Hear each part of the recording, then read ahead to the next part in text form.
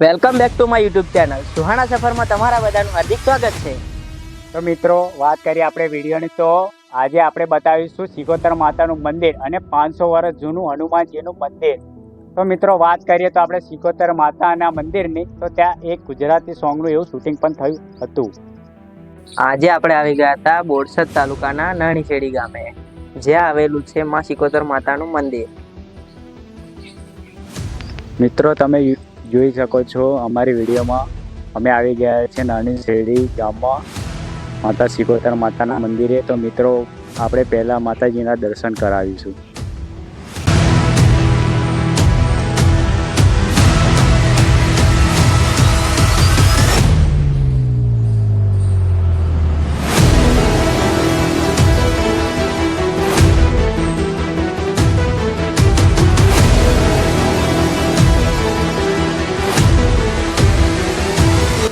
તો મિત્રો તમે જોઈ શકો છો આ મંદિરની બિલકુલ બાજુમાં આવેલો છે કૂવો।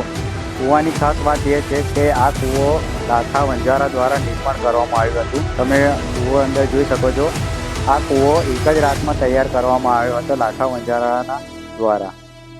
મિત્રો આપણે જઈ રહ્યા છીએ હનુમાનજીના મંદિરે, જે 500 વર્ષ જૂનું આવેલું છે અને મંદિર આવેલું છે ગામથી દૂર કોતર વિસ્તારમાં। તમે આજુબાજુ કોતર વિસ્તાર જોઈ શકો છો। તો મિત્રો ચાલો આપણે જઈએ હનુમાનના મંદિર।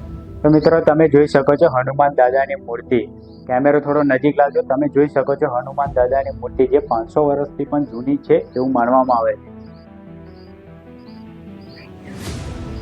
મિત્રો ગામની શરૂઆત પણ અહીંયાથી થઈ હતી એવું માનવામાં આવે છે।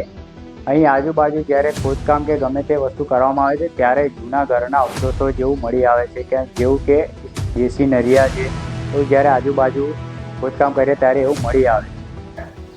તો તમે જોઈ શકો છો મિત્રો, મારી પાછળ જે મંદિર આટલો વિસ્તાર છે એ મંદિર ભૂતકાળ સમયનું છે, અને જે આજુબાજુ વિસ્તારમાં આવેલું આ જે મંદિર છે એ ગામના લોકો દ્વારા રિનોવેશન કરીને અત્યારે નવું બનાવવામાં આવ્યું છે।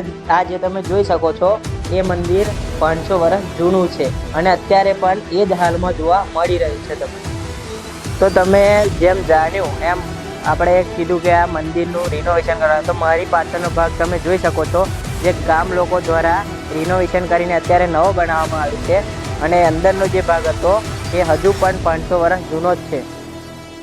મિત્રો તો તમે આવો અહીંયા હનુમાનજીના દર્શન કરો, 500 વર્ષ જૂનું ઇતિહાસ જાણો।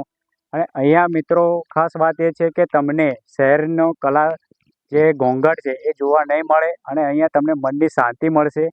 અને મિત્રો તમે મારી આજુબાજુ જોઈ શકો છો નદી, તો મિત્રો તમે જોઈ શકો છો નદી, અને અહીંયાનું વાતાવરણ એકદમ મનને શાંત આપે એવું છે। તો મિત્રો તમે હનુમાનના દર્શન કરવા અહીં આવો।